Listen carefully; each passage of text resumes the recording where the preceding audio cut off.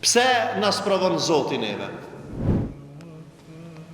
E para, nuk ka mundësi sprova mos më pastrum nga gjunahet.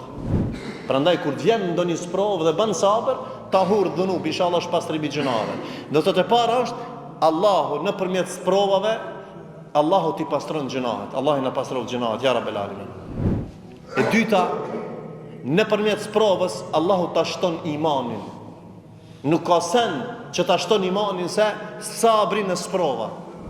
Ai ke pa njerëzit që s'janë sprovum, shkejtojnë ana, smotane këto. S'kan përballu sene. Ama njerë që kanë, për shembull ka marrë pjesë në luftë, ka pas smundje, ka pas telashe, i ka përballu krejt, filani është rroçka, filani është shumë durimtar. Prandaj nëpërmjet sprovave njeriu forcohet, e forcon imanin edhe beson në kaderin e Allahut dhe bën sabër për hir të Allahut subhanahu wa taala. E treta, përveç që Allahu të fal, Allahu ta forcon imanin, e treta nëpërmjet sabrit Allahu ta afron afër vete. Inna Allah ma'a është afër. Allahu është me ty, me mu inshallah, ya Rabbel Alamin. Allahu është me ata që bëjnë sabër.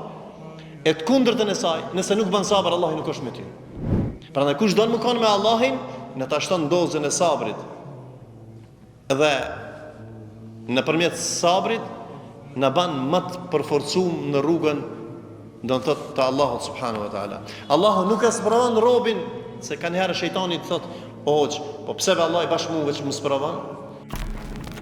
Allah ja është më sprovu, ose dikush thotë, "Filani e ka një sprovë, Allah ja është të dënu." Gabimi më i madh është me thonë se filani është të dënu Allahi për çka gjënas. Gabim është me thonë kështu. Ja, Allah i ka urtësitë e veta, na nuk e dim. Ne thojna, Allah është të sprovu për me forcu, Allah është të sprovu për me pastru, Allah është të sprovu për me afru, Allah është të sprovu për me forcu imanin. Allahu nuk e sprovon robën për me dënu. Qafirat i sprovon për mi dënu, musliman i sprovon për mi afru, ose për mi bot timar, për mi u kthy Allahu subhanahu wa taala. Më dridh pak Allahu që ti mi u kthy Zotit. Allahu don nëpërmjet sprovave më të shkum ty që ti me gjet derën e xhamisë, që ti me gjet derën e lutjes, që ti me gjet derën e shpresës, që ti me ardh me mësua dhe sabrin sa se çka është sabri. E çish ta praktikojmë hoxh? Kam gajle financiare, plot kena gajle financiare. Kam gajle të fukarallokit, kam gajle familjare, kam padrejtësi të mëdha hoxh, mitën padrejtësi. Ky më ka bë padrejtësi, ai më ka bë padrejtësi, ai padrejtësi. Me çka hekën këto gajle?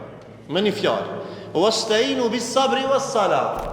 Kush nuk i ka çdo dyja nuk mundet me të kalu këtë stacion.